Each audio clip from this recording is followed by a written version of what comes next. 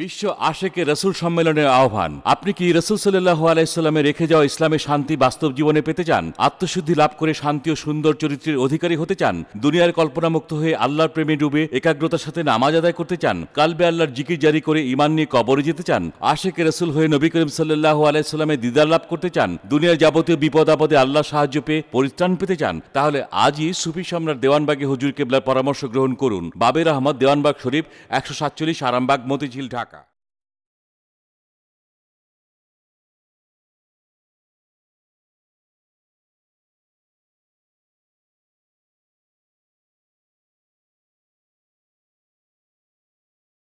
সম্মানিত দর্শক শ্রোতা মণ্ডলী, আসসালামু আলাইকুম ওয়া রাহমাতুল্লাহি ওয়া বারাকাতুহু।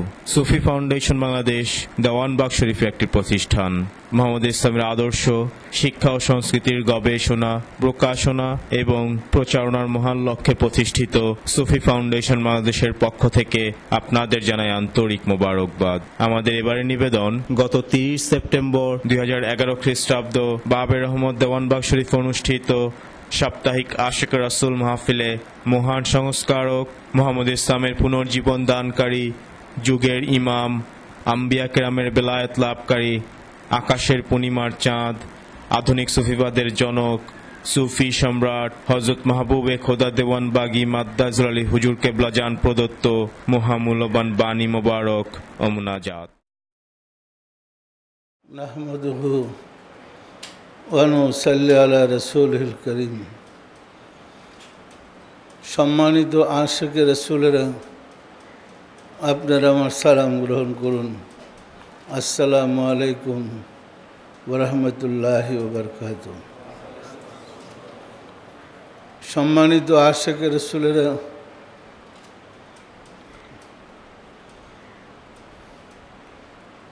আমাদের পরম কাজ হচ্ছে ঘরে ঘরে রাসূলের ধর্ম প্রচার করা। আপনারা জানেন, হযরত রাসূল সাল্লাল্লাহু আলাইহি ওয়াসাল্লামের হারিজা ইসলাম, যে মুহাম্মদ ইসলাম কারবালায় শহীদের মাধ্যমে বিলুপ্ত হয়ে গিয়েছিল, দীর্ঘদিন পরে রাব্বুল আলামিনের অপার দয়ায় আমরা সেই মুহাম্মদ ইসলামটা আবার ফিরে পাইছি না পাই নাই? বিশ্বজুড়ে আর কোথাও মুহাম্মদ ইসলাম আছে? রাব্বুল আলামিন আসলে মুহাম্মদ ইসলামটা দান করেছিলেন আমাদেরকে হযরত রাসূল সাল্লাল্লাহু আলাইহি ওয়াসাল্লাম।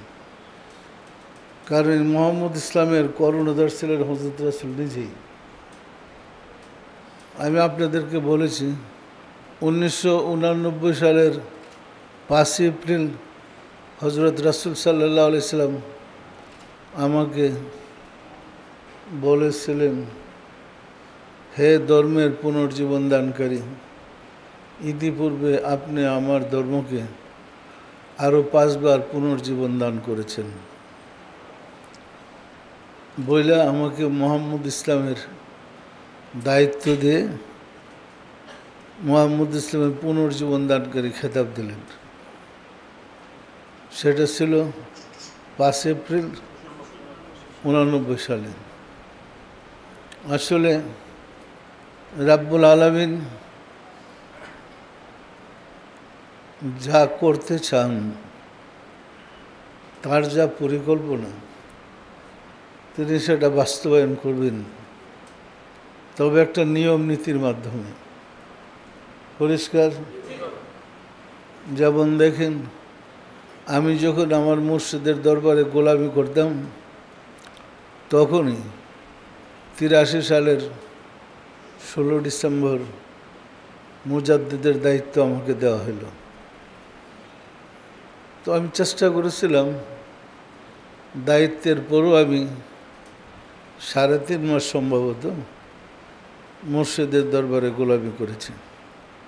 এরপর আরও 1 বছর মুর্শিদের অবর্তমানে দরবারের গোলামি করেছিলাম। ঢাকাতে আসার পরে 10ই মুহররম 88 সালে আবার একটা প্রমোশন দিয়েছে। মানে আমাকে চাঁদে পর্যন্ত পৌঁছাইতে হবে, তো চাঁদে পৌঁছাইতে হইলে প্রমোশনগুলো দেওয়া লাগবে। তো এমনি তো একটা লোককে টান্দা নিয়ে চাঁদের চেহারা দেখে নেবে, এটা কি হয়? 10ই মুহররম 1988 সালে ইমামের দায়িত্ব দিচ্ছেন। এটা কিন্তু বড় ইমাম, বুঝেন? বড় ইমাম বুঝেন? ইমাম মাহাদির দায়িত্ব দিচ্ছেন। এরপরে আবার মানে চাঁদে নেওয়ার ক্ষেত্র তৈরি করতেছে। কিছুদিন পরে 5 এপ্রিল হজরত রাসূল সাল্লাল্লাহু আলাইহি সাল্লাম তার ধর্মের পুনর্জীবনদানকারী খেতাব দিয়ে মুহাম্মদ ইসলামের দায়িত্ব দিলেন। আমরা মুহাম্মদ ইসলামের কাজ করতেছি। আপনারা যাচাই বাছাই করে দেখতে পারেন, বিশ্বনবী সাল্লাল্লাহু আলাইহি ইসলামের জমানার ইসলামের যে অবস্থা ছিল, আমার এখানে ইসলামের কি ব্যবধান, কি পার্থক্য। বিশ্বনবী সাল্লাল্লাহু আলাইহি ইসলামের জমানার ইসলামে যেমন এক মশক দুধ, মশক না বলে 450 সাহাবা পান করছিলেন। রাসূল একটু থুক দিছিলেন, এরপরে 450 সাহাবি এক মশক দুধ পান করার পরেও মশকের দুধ শেষ হয় নাই। আপনাদের এখানেও আপনারা মিলাদ মাহফিল করলে, জলসা করলে যদি 200-250 লোকের ব্যবস্থা করেন, যদি 1000 লোক হয়ে যায়, তাবারুকে কি শর্ট পড়ে? পরে শর্ট? এতে কি বোঝা যায় এটা ওই মুহাম্মদের ইসলাম? মদিনার ওই মুহাম্মদ সাল্লাল্লাহু আলাইহি ইসলামের যে ইসলাম বিজাতিরা বিলুপ্ত করে ফেলেছিল, সেই ইসলামটা আসছে। বোঝা যায় না? বোঝা যায় না? আপনাদের এখানে তরিকার আমল করলে রাসূলের দিদার পাওয়া যায়, পাওয়া যায় না? পাওয়া যায় না? এতে কি বোঝা যায় না আপনাদের সাথে রাসূল আছে? মদিনার ওই রাসূলই, এই রাসূল পাল্টায় নেই। কি বিশ্বাস হয় না? হয় না? এরপরে 96 সালে 2রা অক্টোবরে আরেকটা প্রমোশন, মানে চাঁদে পর্যন্ত নিতে হবে। তো নিতে হলে সব অতিক্রম করে আসতে হবে না? এমনি টান্দা চাঁদে দেখালে একটু দোষ হয়ে যায় না? কি বলেন? 2রা অক্টোবর সকল আম্বিয়া ইকরামদের বেলায়েত লাভ। এই পদবী হজরত ইব্রাহিম আলাইহিস সালামের মাধ্যমে রাব্বুল আলামিন দান করলেন, এবং তখন বলেছিলেন সকল নবী রাসূলদের ধর্মের দায়িত্ব আপনাকে দেওয়া হলো। আপনি ইচ্ছা করলে ওনাদের ধর্ম ঠিক রেখে সাধকদের মুক্তির ব্যবস্থা করতে পারেন, অথবা আপনার ইচ্ছায় ধর্মটা চালাইতে পারেন। এরপর থেকে সকল ধর্মের লোক আমার এখানে আসে, আমি আপনাদের সামনে খোলামেলা সবক দিতেছি, দেই না? তাহলে আম্বিয়া ইকরামদের বেলায়েত লাভ, সেটা ছিল 2রা অক্টোবর 96। সম্মানিত আশিক রাসূলেরা, আমি আসলে কিছু কাজ করছি, যে কাজে কিছু প্রমোশনগুলো আসছে, সমস্ত আম্বিয়াদের উপর আমি কাজ করছি। আসলে এই কর্মে যে প্রমোশন আসবে এটা আমি বুঝতে পারি নাই, চিন্তাও করি নাই। আমি আমার কাজ করতেছি, কিন্তু রাব্বুল আলামিন তো প্রমোশন দিয়ে দিলেন। সমস্ত আম্বিয়া ইকরামদের বেলায়েত এবং ধর্মের দায়িত্বটা কি সহজ ব্যাপার? একজন মানুষ বহন করতে পারে? আল্লাহ সাহায্য না করলে কারো ক্ষমতা আছে? এরপরে আবার 2008 সালে 10 অক্টোবর আল্লাহর যে পরিকল্পনা নিয়ে মুজাদ্দেদ বানাইয়া ইমাম বানাইয়া আম্বিয়াদের বেলায় দান করে মোহাম্মদ ইসলামের পুনর্জীবন দানকারী বানাইয়া যে পরিকল্পনা আল্লাহর ছিল সেটা বাস্তবায়ন করেছে পূর্ণিমার চাঁদে। পরিষ্কার বিষয়টা ক্লিয়ার? এর ভিতরে কোনো গ্যাপ আছে নাকি? আমার মুর্শিদের জীবদ্দশায় আমি বিশ্বের অলিদের বাদশা, মুজাদ্দেদ বাণী সমকালীন যুগের বিশ্বের অলিদের বাদশা। পরিষ্কার না? পরিষ্কার না? এরপরে এই প্রমোশনগুলো আসছে। তো আসলে আমরা জীবনে শুনিও নাই, জানিও না এত প্রমোশন একটা মানুষকে দেওয়ার পিছনে কী কারণ।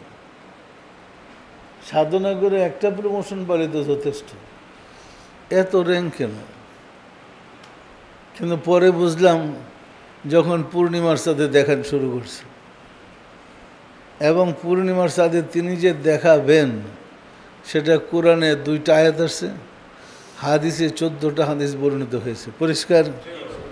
আপনারা সত্যি সত্যি দেখেন, চাঁদে দেখেন। চাঁদে দেখানোর জন্য এই মুজাদ্দেদ, ইমাম, ধর্মের পুনর্জীবন দানকারী, এরপরে কি আম্বিয়া ইকরামদের বেলায়েত, এতগুলো প্রমোশন দেওয়া লাগছে। এরপরে চাঁদে নিয়েছে। পরিষ্কার? আমরা কি বলতে পারি না আমরা শ্রেষ্ঠ এবং আমরা ভাগ্যবান? আমরা সবচেয়ে বেশি ভাগ্যবান। যে সময়ের কথা আল্লাহ নিজে বলেছেন পূর্ণিমার সাদে স্বচক্ষে তার চেহারা মুবারক দেখা যাবে, যার কথা রাসূল বলেছেন পূর্ণিমার চাঁদে স্বচক্ষে আল্লাহর চেহারা দেখা যাবে, আমরা সেই যুগে সেই সময় আসছি। তাহলে আমরা কি বলতে পারি না বেলায়েতের যুগে এই যুগটা শ্রেষ্ঠ? পারি না? পারি না? সুতরাং আমাদের নসিব ভালো। নবুয়তের যুগেও তো পূর্ণিমার সাথে কাউকে দেখাই নাই, দেখাইছে নাকি? পূর্ণিমার সাথে আল্লাহ নিজে প্রকাশিত হন নাই, কিন্তু বেলায়েতের যুগে আল্লাহ নিজে পূর্ণিমার সাথে প্রকাশিত হয়েছেন। পরিষ্কার? এটা এরকম না বিজলির মতো আসলো চলে গেল না, পুরা পূর্ণিমার চাঁদে থাকেন। পূর্ণিমার 1 সপ্তাহ আগের থেকে 1 সপ্তাহ পরে পর্যন্ত চাঁদে দেখা যায়, সারা বিশ্বের মানুষ দেখে। পরিষ্কার? সম্মানিত আশিক রাসূলেরা, যে কথা বলতে চেয়েছিলাম সেটা হলো চাঁদ কিন্তু অন্ধকার দূর করে দেয়। আমরা পূর্ণিমার চাঁদে যে রাব্বুল আলামিনের চেহারা মুবারক দর্শন করেছি, আমাদের নিজেদের চারিত্রিক দোষ ত্রুটি সংশোধন করতে হবে, আমাদের অপরাধ বন্ধ করতে হবে, আমাদের প্রকৃত আশিক রাসূল হইতে হবে, আমাদের সাহাবাদের মতো নক্ষত্র তুল্য হইতে হবে। আমরা কিন্তু রাসূলের সেই ধর্ম পালন করছি।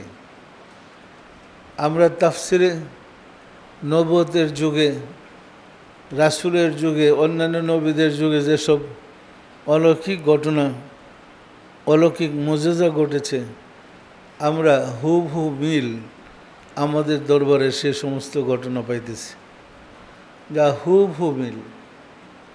এবং এতে প্রমাণিত হচ্ছে এই ইসলাম, এই মোহাম্মদ ইসলাম দেওয়ানবাগীর নয়, এটা রাসূলের ইসলাম। ইসলাম কার ইসলাম? আমরা শুধু এই পতাকাটা বহন করে এগিয়ে নিয়ে যাচ্ছি, কিন্তু ইসলামটা রাসূলের, এর চাবিকাঠি রাসূলের হাতে। বিশ্বাস হয়? তাহলে রাসূলের চেয়ে ভালো ধর্ম জগতে দিবার আর কেউ আছে নাকি? সুতরাং বিশ্বাসের সাথে মনে খটকা লাগাইবেন না, কিন্তু মনে খটকা লাগাইছেন তো মরছেন, মনে খটকা লাগাইবেন না, কোনো সন্দেহ করবেন না, বিশ্বাসের সাথে তরিকার আমল করেন, নিয়মিত ওজিফা পালন করেন। আমরা এসব কাজ করেছি। মানুষের কাছে বলতে যান না বাবা যান ইমাম মেহেদী আলাইহিস সালাম, বলবেন? বলবেন? এরপরে যে প্রমোশনগুলো হলো সেগুলো কি? ইমাম মেহেদির পরে তারও 3টা প্রমোশন হয়েছে। পরিষ্কার না? পরিষ্কার না? সুতরাং যে প্রমোশনে পূর্ণিমার চাঁদে দেখাইতেছে, ইমাম মেহেদি বলে ফেতনা লাগে কোনো লাভ আছে? পরিষ্কার না? পরিষ্কার না? সুতরাং কেউ বলবেন না বাবা জান ইমাম মাহাদি। আমি 88 সালের 10ই মুহররম ইমাম মাহাদি ছিলাম, দায়িত্বে আসছিলাম। এরপরে তো আবার আরও প্রমোশন হয়েছে 2টা 3টা। পরিষ্কার না? পরিষ্কার না? তাহলে ভক্তি বিশ্বাস মহব্বতের সাথে তরিকার কাজ করেন। যে বিষয়টা আলাপ করতে চেয়েছিলাম, আমাদের এখন কি করণীয়? রাব্বুল আলামিন দয়া করে পূর্ণিমার সাথে তার দিদার দিয়েছে, আমাদের কি করণীয়? একজন আশিকে রাসূল হিসাবে আমাদের দায়িত্ব, আমাদের কর্তব্য হিসেবে আমরা নিজেরা রুটিন মাফিক তরিকার আমল করব। এবং আমাদের এখানে আমি বলছি, ডক্টর অধ্যাপক মাওলানা মান্নান সাহেবকে বলেছি যে আপনারা ছাত্রদের পরীক্ষার ব্যবস্থা করেন। ভিতরে মহিলাদেরও নিয়মিত পড়াশোনা, পরীক্ষা তাসাউফের চলছে। এখনও নিয়মিত পরীক্ষার ব্যবস্থা করতে বলছি, যেন সবাই তরিকাটা শিখতে পারে, বুঝতে পারে এবং প্রচার করতে পারে। এই ধর্মটা সব জায়গায় চালাইতে হবে। তার জন্য কোর্স, সিলেবাস পড়া উচিত না? উচিত না? আপনারা নিয়মিত এখানে যোগাযোগ করে কোর্সগুলো করবেন। আমি অনেক ঝামেলায় জড়ায় পড়েছি। আমাদের আপনারা জানেন 10টা দরবার শরীফ আছে। সব দরবার চালাইতে একটা মানুষের পক্ষে সহজ না কঠিন? আবার আপনাদেরকেও তো সময় দিতে হয়, আবার তাফসীর লেখার এখানে তো সময় দিতে হয়। তা আমি তো বেতাল অবস্থায় এখন। পরিষ্কার? এখন তো আমার আর যৌবন বয়স নাই যে অনেক পরিশ্রম করতে পারি। তারপরে তো আমাকে একটু রেস্ট নেবার সময় পাই না। সম্মানিত আশিক রাসূলেরা, আপনারা সবাই যদি এগিয়ে আসেন যে আমরা ঘরে ঘরে মুহাম্মদ ইসলামের দাওয়াত দেয়া জাতিকে আশিক রাসূল বানাবো। কারবালায় রাসূলের মুহাম্মদ ইসলাম যেভাবে বিলুপ্ত হয়ে গেছে, সেই ধর্মটা আমরা তুলে ধরব এবং জাতিকে উৎসাহিত করব আশিক রাসূল হইতে। সবাই যদি সচেষ্ট হন তাহলে সম্ভব। আমরা যদি নিয়ত করি, চিন্তা করি যে প্রতি শুক্রবারে আমি 2 জন নতুন লোক নিয়ে যাব আশিক রাসূল বানাইতে, আমরা যারা আসি সবাই যদি 2 জন 4 জন 5 জন করে প্রতি শুক্রবারে আশিক রাসূল হওয়ার জন্য নিয়ে আসি, পারি না? পারি না? এটা কি আমাদের কঠিন? রাসূলের দল বাড়ি করতে হবে না? বড় করতে হবে না? পূর্ণিমার চাঁদ তো সারা বিশ্বের জোটে, তাহলে সারা বিশ্বের মানুষকে তো আলোকিত করতে হবে। আমাদের দেশের মানুষগুলোকে আমরা করি, আর 132টা দেশে আমাদের এই বাণী এখন শুনতেছে, দেখতেছে, তারা তাদের দেশে এই কাজ করুক। কি বলেন? তা আমরা সবাই চেষ্টা করলে ভালো হবে না? তো সবাই চেষ্টা করেন ঘরে ঘরে আশিক রাসূল বানাতে। সাধনার জীবনে মঞ্জিলে মকসুদে পৌঁছতে হলে আপনাকে মুরাকাবা করতে হবে। আর মুরাকাবার চাবিকাঠি হলো মুর্শেদ। ধ্যান করতে হবে মুর্শেদের। মুর্শেদের ধ্যান করতে করতে করতে করতে মুর্শেদের মাঝেই রাসূল বিরাজ করে, আপনার রাসূলের সন্ধান পাবেন। ধ্যান করতে করতে মুর্শিদের মাঝেই আল্লাহ বিরাজ করে, আল্লাহর সন্ধান পাবেন। কোনো কোনো জাকেরেরা মুরাকাবায় স্বপ্নে আমাকে রাসূল রূপে দেখে, স্বপ্নে দেখে রাসূলকে, দেখে আমাকে, দেখে না? দেখে না? কোনো কোনো জাকেররা স্বপ্নে আমাকে আল্লাহর রূপে দেখে। পূর্ণিমার চাঁদে সশরীরে সবাই আমাকে আল্লাহর রূপে দেখে। তাহলে আমি কি আল্লাহ? কি বলেন? আমি কি আল্লাহ? আপনারা কি বল দেখেন? আল্লাহ যে বলছে আমার চেহারা পূর্ণিমার সাথে দেখতে পাবে, আল্লাহ আপনারা কি বল দেখেন? তাহলে আমি কি আল্লাহ? কোথায় যাবেন? বিরাট সমস্যা। আমি আল্লাহ না, আবার পূর্ণিমার সাথে চেহারা দেখেন আল্লাহর, কেমন হল এটা? এর একটা ব্যাখ্যা আছে। যেহেতু আমি আপনাদের শিক্ষক, আমার দায়িত্ব হয়েছে এই জঙ্গলটা পরিষ্কার করে দেওয়া। কি বলেন? আপনাদের বোঝটা খুলে দেওয়া। মূল ঘটনা হয়েছে পূর্ণিমার চাঁদে মূলে আল্লাহই প্রকাশিত হচ্ছে, তবে বিদ্যুৎ যে বাল্বের ভিতরে প্রবেশ করে সেই রূপই প্রকাশ পায়। আল্লাহ যে মহামানবের ভিতরে থাকে সেই রূপেই আল্লাহ প্রকাশিত হয়। বিষয়টা পরিষ্কার? আপনারা ভুল দেখেন না সত্য? তো পূর্ণিমার চাঁদে আল্লাহকে যে দেখেন সত্য, আবার কোরআনে তো আল্লাহ বলছে তোমরা চাঁদে দেখলে তাকে চিনতে পারবে। তা আপনারা কি আল্লাহরে সবাই দেখছেন নাকি? তো যে বললো চিনতে পারবে, আপনারা কারে চিনেন? পূর্ণিমার সাথে কারে দেখেন? পরিষ্কার না পরিষ্কার না? মূলত রাব্বুল আলামিনই পূর্ণিমার চাঁদে আপনার মুর্শিদ রূপে দিদার দিয়ে প্রমাণ করছেন এই মোহাম্মদ ইসলামই আমার ইসলাম, আমার রাসূলের ইসলাম।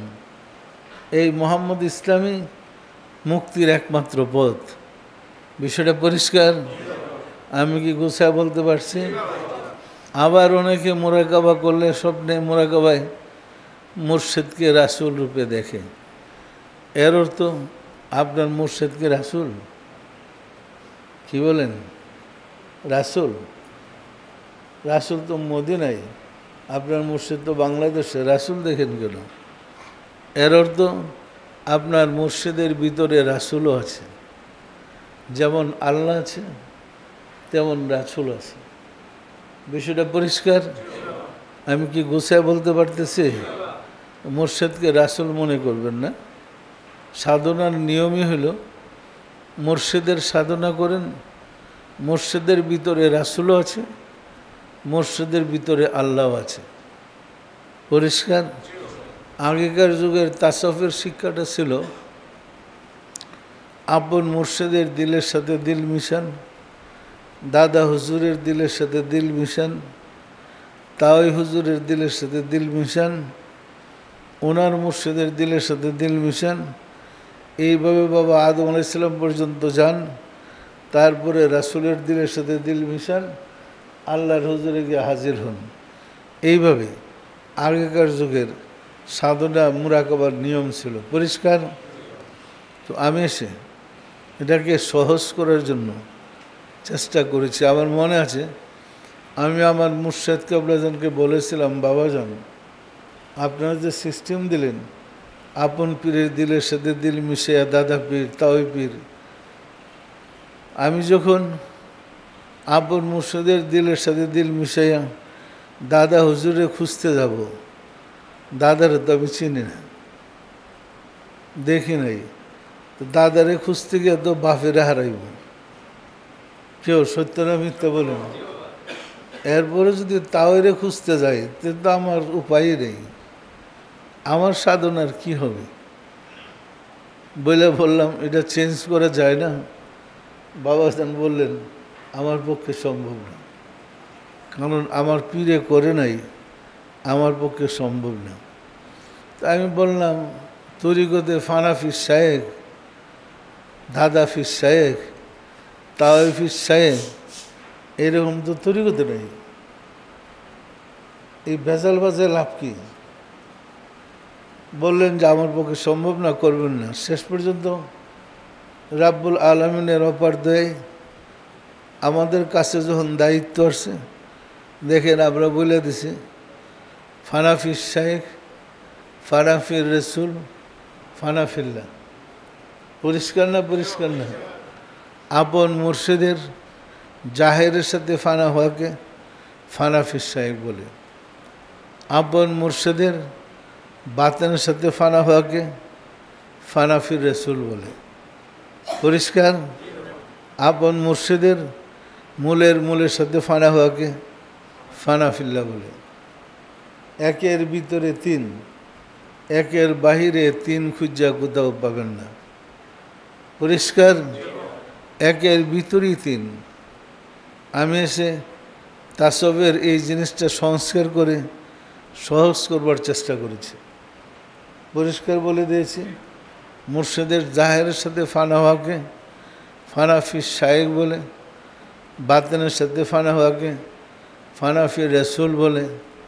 এখন আপনি যদি ফানা ফির রসুল লাভ করেন, তখন তো মুর্শিদ থেকে তো রাসুলকে নিতে হবে। কি? মূলের সাথে ফানা হওয়াকে ফানা ফিল্লাহ বলে। আমি কি গোসায় বলতে পারছি?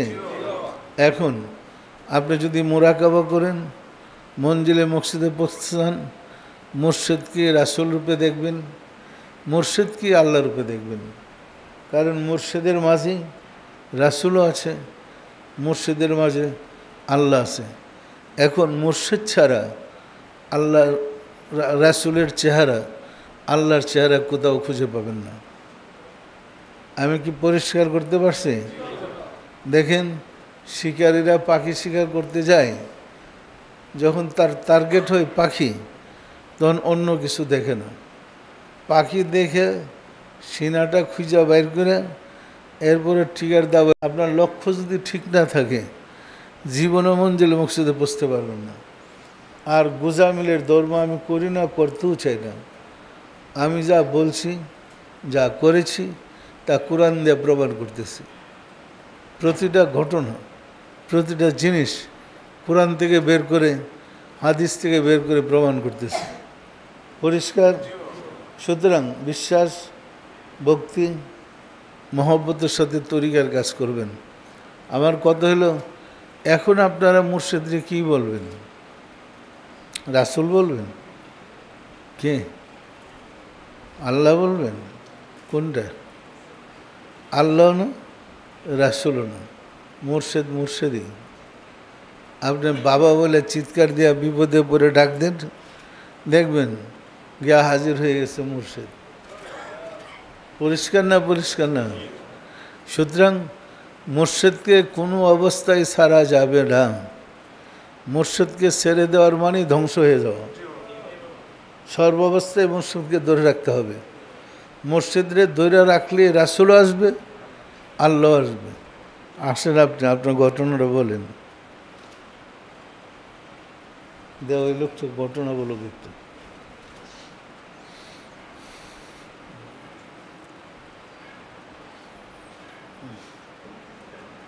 কিসের উপরে আপনি পিএইচডি করতেছেন? উনি আমার ধর্মীয় সংস্কারের উপরে ডক্টরেট করতেছে। বলেন, ওর একটা নতুন ঘটনা আছে তো, তো আপনি বলেন, শোনান কি হয়েছিল।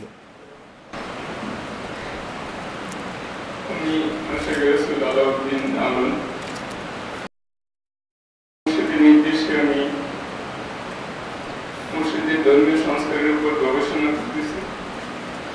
আমার সুপারভাইজার হচ্ছেন আমাদের করুণ চৌধুরী অভিনয় উপাদান। আমি বেসিক্যালি মেরিন ইঞ্জিনিয়ার ছিলাম, মেরিন একাডেমিতে আছি।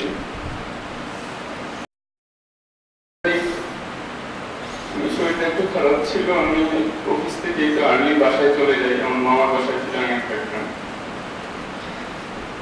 তো কথা ছিল, আমাদের জাকির ভাই আছেন, ইউসুফ ভাই, আমার আত্মীয়। ইউসুফ ভাই ফোন দিয়েছে যে তুমি আমার অফিসে চলে আসো, আমি তোমাকে নিয়ে ক্যান্টনমেন্টে যাবো। আমি বাসায় ঘুরতেছি, ঠিক এমন সময় লোক এসে আমাকে ব্লক করে ধরে বসে, পিছন দিয়ে ধাক্কায় ধরে। আমি ওনাদের দিকে তাকিয়ে বললাম, কি আপনারা আমাকে চিনেন? না, আমি আপনাদেরকে চিনি। ওনারা বললেন, চিনার কোনো দরকার নেই, তুমি আমাদের সাথে চলো। এই বলেই ওনারা আমার হাতের মধ্যে একটা হ্যান্ডকাপ লাগাই দেয়। আমি চিৎকার দিয়ে বলতে থেকে আশেপাশে কোনো মানুষ নাই, বলতেছি যে এই যে পাশেই আমার বাসায়, যে এই 4 তলায়, আপনারা দয়া করে আমাকে 4 তলায় বাসায় খবর দেন, অথবা আমার ভাইয়ের এখানে যাওয়ার কথা ফোনে ওনাকে জানান। তো আমরা কিছুই জানাবো না, মোবাইলগুলো ওনারা সিজ করে নিয়ে গেছে। নেওয়ার পরে ওনারা আমাকে একটা মাইক্রো বাসে উঠায়, মাইক্রো বাসের সবগুলি গ্লাস লক করে দিয়ে আমাকে নিয়ে চলে যাচ্ছে। আমি কোনোভাবেই আমার মানে আইডেন্টিটি দিতে পারতেছি না তাদেরকে, যতবারই আমি বলতেছি দেখেন আমি ইঞ্জিনিয়ার, আমি এখানে চাকরি করি, ওনারা আমার কোনো কথাই শুনে না, বরং ধমক দিয়ে বারবার থামাই দিচ্ছে। এই সময় দেখলাম যে বিপদটা বেড়ে যাচ্ছে। আমি আমার মালিককে স্মরণ করে মানত করলাম যে বাবা যেন আপনি দয়া করেন, আমার তো কোনো শত্রু নাই, আর এরা কোথায় নিয়ে যাচ্ছে আমি বুঝতে পারতেছি না, ওদের কথাবার্তারও কোনো মানে ভালো দেখতেছি না, আপনি দয়া করেন। 5,000 টাকা মানত করলাম। তো আমাকে বলতেছিল যে ওরা ডিবির লোক। তো আমি বললাম যে ঠিক আছে, আপনারা যে ডিবির লোক আমাকে আপনার পরিচয়পত্র দেখেন, আমি আশ্বস্ত করি। যারা আমাকে কোনো পরিচয়পত্র দেখায়নি। তো চিটাং নেপাল অফিসের এদিক দিয়ে যাচ্ছিল, দেখলাম যে সামনে আরেকটা গাড়ি ওদের গাড়ির জন্য অপেক্ষা করতেছিল। তো তখন জিজ্ঞেস করলাম যে আপনারা কোথায় নিয়ে যাবেন?